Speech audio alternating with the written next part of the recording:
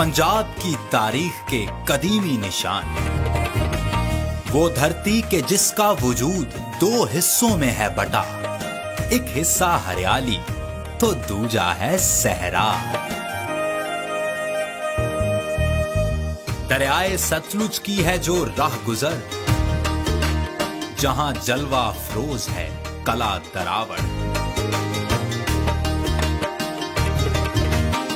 महल्लात से सजी इस धरती की शोहरते दवाम देखें, यहाँ बरे सगीर का सबसे बड़ा रूहानी मकाम देखें।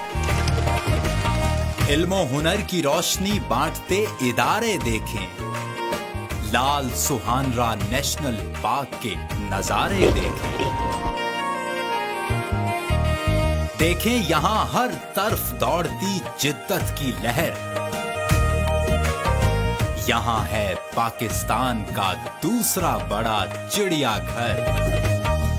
हर वक्त रौनक से सजे खूबसूरत बाजार देखें, रब के कुछ खास बंदों के यहाँ मजार देखें। अजायब घर में है क्या अजब, जरूर यहाँ देखें। खानों में है क्या क्या मशहूर, यहाँ देखें। वो धरती जिसका हर नजारा नजरों से जाता है जुड़।